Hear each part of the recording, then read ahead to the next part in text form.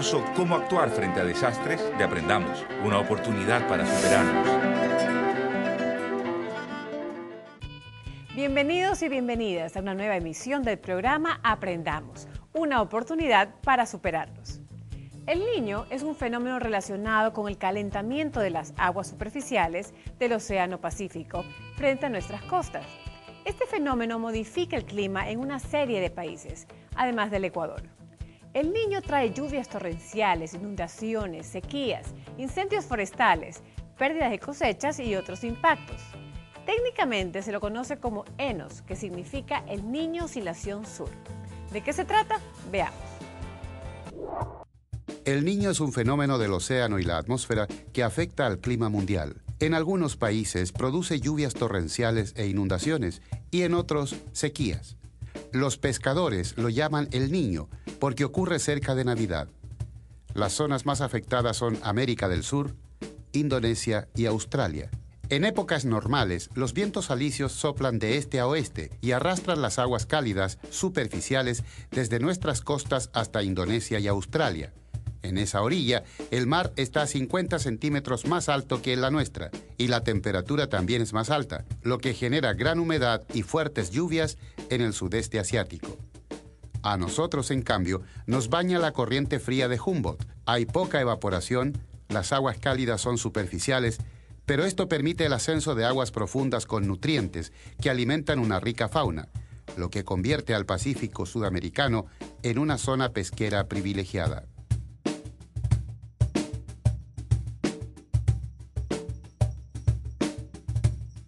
A veces es difícil comprender qué son las corrientes marinas, pero el océano está rodeado o está siendo atravesado por una especie de ríos que corren en medio del océano. Y esos ríos son de diferente temperatura. Todas esas corrientes son las que mantienen el balance térmico del planeta y lo mantienen en equilibrio. Por un lado, en el Ecuador tenemos una corriente que circula bajo la superficie y que viene desde la Antártida, que es la corriente fría de Humboldt. Esta es una corriente que trae mucho oxígeno y nutrientes para pesquerías. Pero el Ecuador también tiene la visita de otras corrientes que vienen desde el norte y tienen aguas muy cálidas que vienen desde la cuenca de Panamá. Esas corrientes cálidas y las frías se encuentran en algo que se denomina el frente ecuatorial y que se ubica aproximadamente frente a las costas de Manabí, porque de ellas depende en parte el clima continental y en parte los recursos naturales que se dan en cada una de las regiones del país. ¿Qué sucede durante el Niño? Los vientos alisios se debilitan, no empujan las aguas cálidas superficiales hacia las costas asiáticas y éstas regresan a nuestras costas, formando la contracorriente del Niño. Se origina el efecto contrario al de tiempos normales. En las costas asiáticas aparecen sequías, incendios forestales, mientras que en las costas sudamericanas se desatan temporales que acarrean aluviones e inundaciones. La Niña, por su parte, invierte el mecanismo. Los vientos alisios soplan con más intensidad que la normal y arrastran hacia el oeste mayor volumen de agua. Esto produce lluvias torrenciales en Asia, Australia y África del Sur, mientras que desciende la temperatura sobre las costas americanas y aumenta la sequía. Cuando un evento, el Niño, se produce y es de naturaleza fuerte, altera el clima del planeta y especialmente el de los países que tienen sus costas al Océano Pacífico. El último Niño del 97-98, que fue calificado como un evento del Niño extraordinario, uno de los más fuertes registrados en la historia, ocasionó serios impactos a la economía del país. Además de las alteraciones de la temperatura del mar, el fenómeno del Niño produce un incremento del nivel del mar, de tal forma, especialmente en nuestras costas. En el año 97-98, en los años 97-98, esta alteración llegó inclusive a alcanzar 51 centímetros por encima del nivel normal de las mareas. Eso ocasionó que el mar ingrese mucho más en la zona costera del Ecuador e incluso destruya muchas de las propiedades y de la infraestructura costera. ¿Podemos predecir con cierto grado de certeza cuándo ocurrirá un Niño? La predicción del evento El Niño ha mejorado muchísimo. tenemos la capacidad de saber con 3 o 4 meses de anticipación cuál va a ser la temperatura aproximada del mar, si va a estar por encima de lo normal, si va a estar más cálida de lo normal o si va a estar más fría. Lo que todavía es difícil predecir es cómo esta alteración de la temperatura del océano va a influir en el clima del continente, cómo va a influir en la producción de las lluvias. Todavía no tenemos la certeza para decir que conocemos plenamente los mecanismos de interacción océano-atmósfera asociados al Niño. Y mientras más local es el efecto, más difícil su predicción. La comunidad científica y los tomadores de decisiones de nuestros países, y ahora que estamos hablando de Ecuador, hemos aprendido mucho a tomar con mucha precaución las predicciones globales. Cuando se hace un análisis de lo que puede hacer un evento El Niño en el país, se toma en cuenta mucha información. Información global, información regional, información de las estaciones oceanográficas que maneja el Instituto Oceanográfico de la Armada alrededor de la costa, los mareógrafos y una serie de informaciones adicionales que nos permiten decir en su conjunto, dar un diagnóstico de lo que puede ocurrir. Aunque falta mucho todavía por mejorar en la predicción exacta, que nunca se va a lograr, porque es la naturaleza la que tratamos de representar, es importante que los usuarios, que la gente que tiene actividades que pueden ser impactadas por el fenómeno del Niño, siempre sepan dónde están esas fuentes de información. Siempre sepan que hay un Instituto Oceanográfico de la Armada, un Instituto Nacional de Meteorología y Hidrología, que son las entidades nacionales que de alguna manera agrupan toda esta información para proporcionarla al público. Y que para este tipo de eventos, lo más importante para la ciudadanía es estar informados permanentemente. Cuando se habla de una predicción climática, cuando se habla de una predicción en el océano, no podemos conformarnos con tomar acceso a la información una sola vez, sino que tenemos que estar permanentemente visitando esas páginas web, estar pendientes de los boletines y toda la información, porque la información del clima y del océano es muy dinámica, muy cambiante.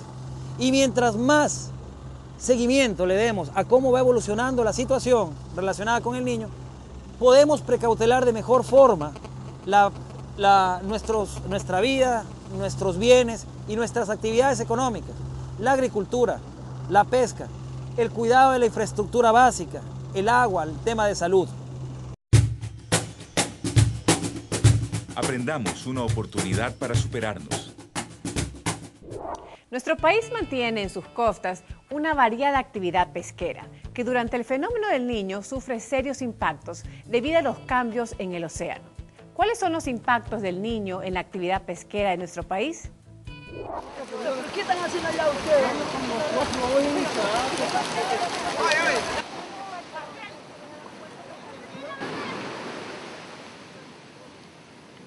Por ejemplo, en un niño, las especies que vienen con masas de agua frías se van a alejar, tipo atunes o pinchagua, chuhueco. En un niño, ¿qué sector es el que siente más impacto? Bien, entonces en el fenómeno Niño, los sectores que más se afectan son la sardina, la macarela, ¿no es cierto?, que son especies de agua fría, y cuando entran las aguas cálidas, estas especies migran hacia el sur, ¿no es cierto?, o se profundizan, dependiendo del caso, y la flota ya no puede capturar porque sus redes ya no la alcanzan. Estos recursos son destinados especialmente para lo que es la conserva y para la harina de pescado. Lo primero es que el Instituto Nacional de Pesca lo que hace es la investigación con respecto a los recursos y al lugar donde se desarrollan, o en otras palabras, al hábitat. Nosotros lo que hacemos es recomendamos o sugerimos ciertas medidas que se pueden tomar para proteger al recurso y por ende proteger también a los pescadores, porque de esto viven. Entonces una de las medidas o una de las sugerencias que podría estar haciendo o que hace el Instituto Nacional de Pesca hacia los pescadores y hacia la comunidad en sí es que respetemos todas aquellas medidas que se establezcan. Por ejemplo, caso las vedas. Las vedas es el detener un periodo de tiempo una pesquería, es decir, no pescar durante un periodo de tiempo. para que el recurso tenga la opción de recuperarse. Entonces, hay una medida que es, por ejemplo, no capturemos organismos que están fuera de una talla que se calcula, así caso cangrejo, caso concha, que tienen una medida que uno dice, a partir de esta medida en adelante podemos capturarlo porque el animal tiene opción a reproducirse. Otra de las medidas que también debemos respetar es, por ejemplo, el uso de los artes de pesca. O sea, los artes de pesca tienen ciertas características y dimensiones que permiten al recurso escapar, digamos así, cuando son organismos que pueden escapar para poderse reproducir, o también son artes que permiten obtener recursos a un tamaño comercial que les va a ser más rentable al pescador. Entonces, esas son las medidas que nosotros como instituto y como todos los que estamos relacionados con el medio de la pesca o de buscamos que se logre, porque al final y al cabo el que se está beneficiando es todo el país, o sea, es la comunidad, son los pescadores, es el mismo los consumidores, que somos nosotros, al final todos somos consumidores. Aprendamos, una oportunidad para superarnos.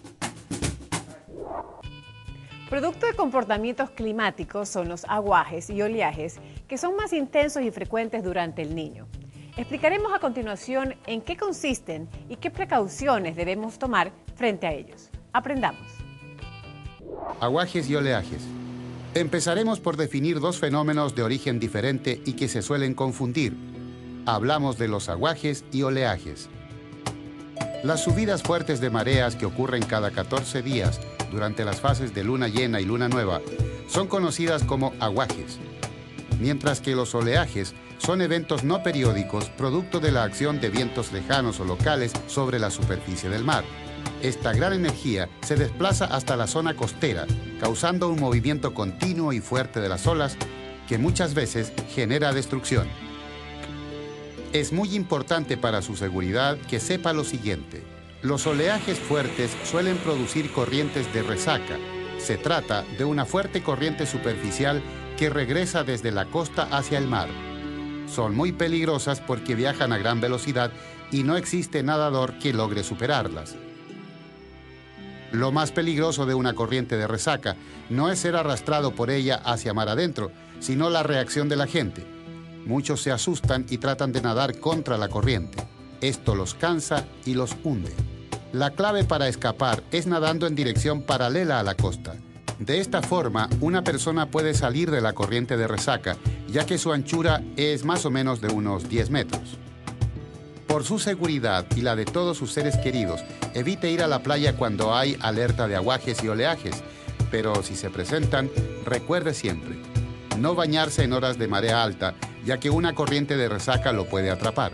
Si lo atrapa una corriente de resaca, no entre en pánico y evite nadar contra la corriente, se cansará y pondrá en peligro su vida. Nade a lo largo de la playa y logrará salir. La tarea más importante de todas es mantenerse a flote. Nade lentamente si está cansado, pero no se detenga hasta encontrar el borde de la resaca y salir de ella. Observe cuidadosamente y respete las señales colocadas por las capitanías de puerto. Cuide que sus niños se bañen en la playa bajo la mirada de un adulto.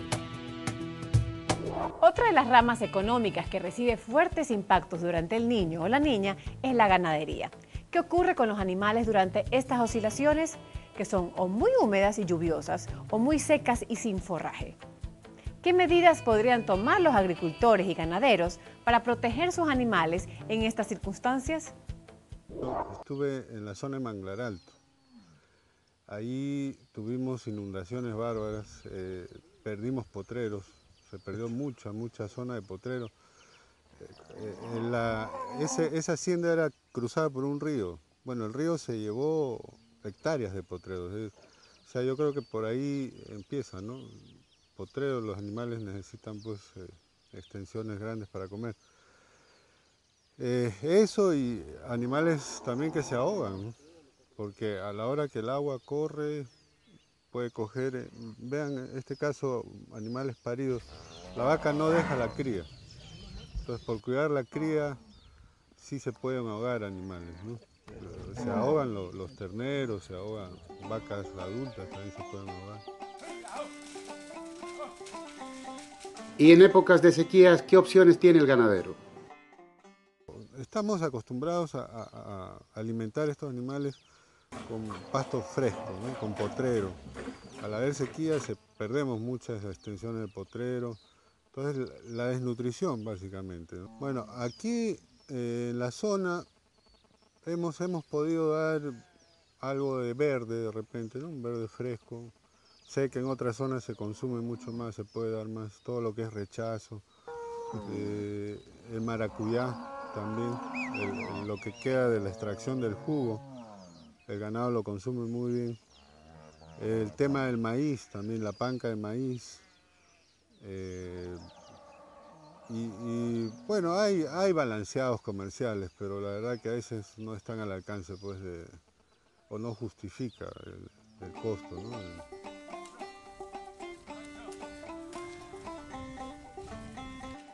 En cuanto al fenómeno del niño, cuando hablamos de lluvias intensas, ¿no? Es muy importante no bloquear o mover tierra bloqueando los desfogues naturales, los surcos naturales de desfogue de agua. Eso yo sí he podido ver en algunas haciendas que se apresuran en hacer sin un estudio previo y tapan los desfogues naturales, y eso es terrible, porque a la hora que comienza a llover el agua no corre y busca por dónde, y hace un daño tremendo, ya sea la plantación o alguna edificación que hay en la... Y la capa vegetal. Exacto, y barre la capa vegetal y es terrible, es terrible. Eso es una medida que siempre hay que tener en cuenta, no modificar el tema de drenaje natural. Eso es muy, muy importante. Nosotros, pues, para utilizar la mayor extensión de tierra en agricultura, sobre todo en agricultura de temporada de lluvias y todo, desbrozamos montaña, pero respetando todo lo que es árbol, ¿no? La mayoría de árbol o palo grande, como le llamamos en el campo, eso lo dejamos, limpiamos la base y queda, porque es una manera de prevenir la erosión del piso y ayudar al clima, ¿no? Están viendo el curso Cómo actuar frente a desastres de Aprendamos. Para aclarar sus dudas sobre los temas tratados en este curso, usted puede llamar al centro tutorial al teléfono que aparece en pantalla, asistir a tutorías presenciales, cuyas fechas y lugares puede consultar en el CAMI de su sector, o hacer preguntas por internet a la dirección electrónica que está en pantalla. Aprendamos, una oportunidad para superarnos.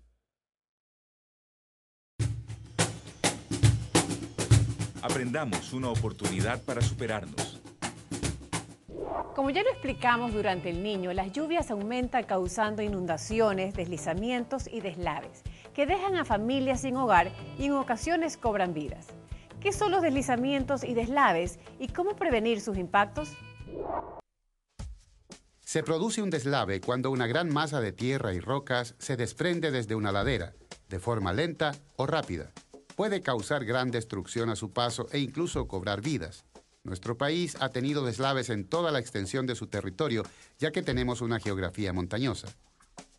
Las causas pueden ser diversas, entre ellas la erosión por la tala de árboles, los cortes a los cerros para construir casas, falta de drenaje de aguas domésticas e incluso los terremotos. Pero la razón más frecuente son las lluvias, especialmente durante el fenómeno del Niño. Cuando el suelo recibe gran cantidad de agua, la tierra se va ablandando y se desprende, en forma de lodo, cayendo por acción de la gravedad y arrastrando todo lo que se encuentra a su paso. Si llega a existir peligro de deslave donde usted vive, evacúe rápidamente hasta un lugar seguro, llevando consigo la maleta de emergencia que ya vimos en programas anteriores. Lo más práctico es prevenir. La naturaleza nos da algunas señales previas a un deslave y tenemos que prestarle mucha atención, especialmente si vemos que hay grietas en las rocas y en el suelo, paredes cuarteadas, muros, postes, árboles u otros elementos que se han caído o están fuera de su ubicación inicial, muros de contención deformes. Si vive en una ladera, es muy importante que siembre árboles de raíces profundas. Estas protegerán su casa. Por eso es mejor que no compre solares o viviendas en terrenos inestables. Podría peligrar su vida. Prefiera siempre los planes habitacionales que le entregan una casa segura y legal. No haga cortes en los cerros, con más razón si no está seguro de la resistencia del suelo. Hay que encauzar las aguas lluvias y servidas de su casa y de su barrio para impedir que remojen el suelo y provoquen un deslave. Podemos evitar los deslizamientos y prevenir una tragedia. Aprendamos, una oportunidad para superarnos. Conocer nuestra vivienda, conocer nuestro barrio, el recinto donde vivimos, conocer los riesgos que nos acechan y los recursos que tenemos para protegernos es de vital importancia. Hacer un mapa de riesgos de nuestra comunidad y tener un plan familiar de emergencia son herramientas muy útiles durante un evento como el Niño. ¿Cómo podemos adelantarnos a los golpes de una inundación, un terremoto o un gran incendio en nuestra casa, en nuestro barrio o comunidad, por ejemplo? Una de las formas prácticas de saber qué amenazas tenemos y con qué recursos contamos para alejarlas y protegernos es haciendo un mapa de riesgos en nuestra comunidad. Buenas tardes, señora. Buenas tardes. ¿Cómo es su nombre? Estela. El jefe del hogar. Nelson. Nelson Arriaga. Arriaga. Esta es la parte más alta aquí de Banco de Jaboncillo, señora. Sí. Esto en invierno, esto no se inunda. No. Esto no es la única parte de la seguridad que tiene Banco de Jaboncillo. Es esta solamente, es esta parte. No se inunda en la época invernal. El mapa muestra los lugares peligrosos, los lugares seguros donde podríamos refugiarnos en caso de necesidad. En este mapa se ubican los edificios importantes: escuela, hospital, bomberos, policía, municipio y otros. Se identifican los lugares que podrían ser más afectados por inundaciones, incendios, terremotos o derrumbes. En fin, para hacer este mapa, los vecinos deben reunir toda la información que les permita ejecutar acciones para prevenir y reducir los golpes de un desastre.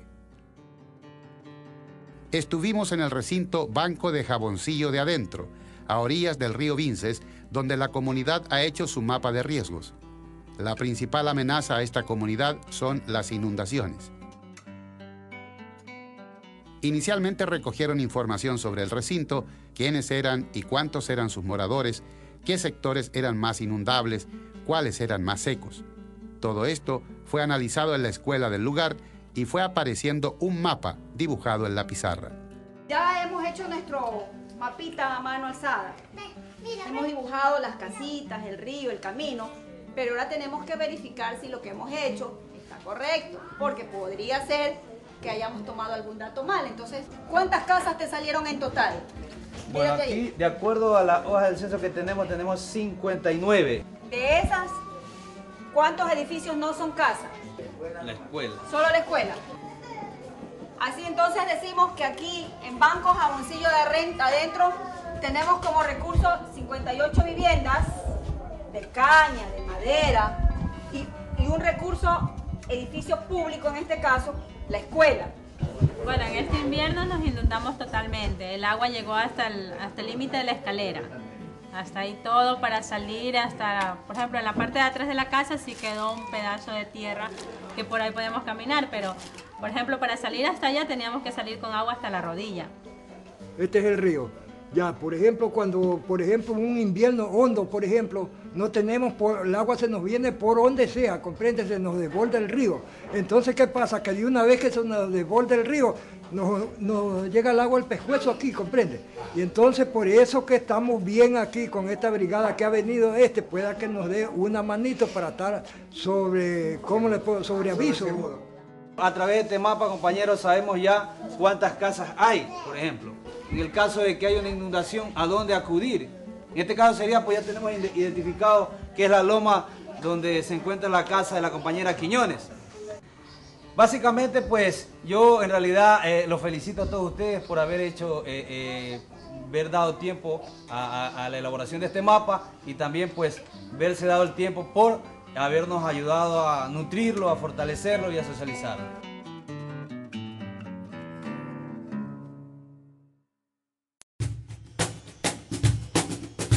Aprendamos, una oportunidad para superarnos.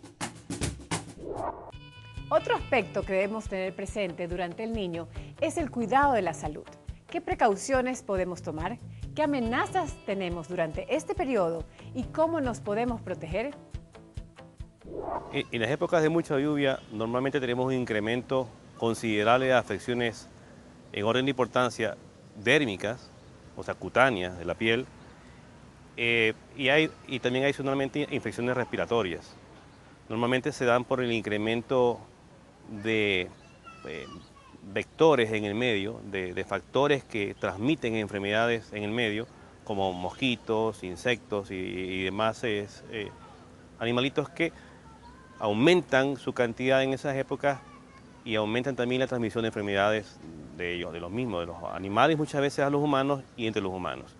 Y aparte, cuando hay áreas que se inundan, ¿no?, como los sectores nuestros que son bajos y son planos, aumentan también la proliferación de mosquitos, con el consiguiente incremento de afecciones o enfermedades transmitidas por mosquitos como el dengue, por ejemplo, y el paludismo, en el cual tuvimos una experiencia bastante importante con enfermedades que antes no la padecíamos en nuestro clima, pero hoy la tenemos, como por ejemplo el dengue. Pongámonos a buen recaudo antes de la época invernal, ya mejorando el drenaje de las aguas lluvias en los sectores donde solemos ver que se inunda, no construir casas en lugares donde suelen inundarse, que parece mentira, tenemos una resistencia muy grande de la población nuestra a construir en laderas, en acequias, en zanjas, en zonas muy bajas, en zonas donde solemos ver que los ríos se desbordan, crecen asentamientos poblacionales que colapsan en el momento de que los ríos, que las lluvias incrementan y con el consiguiente complejo que se forma en ese momento de la inundación. Aprendamos, una oportunidad para superarnos. Eso es todo. Tengamos muy presente que con el fenómeno del Niño tendremos que seguir conviviendo siempre. Del grado de información que tengamos sobre este comportamiento climático y de las tareas de prevención que podamos planificar y ejecutar en casa, en el barrio, en el recinto, en la finca, allí donde vivimos y trabajamos, depende nuestra seguridad. Les sugiero revisar el capítulo número 5 de su libro y suerte a todos nuestros alumnos. Aprendamos, una oportunidad para superarnos.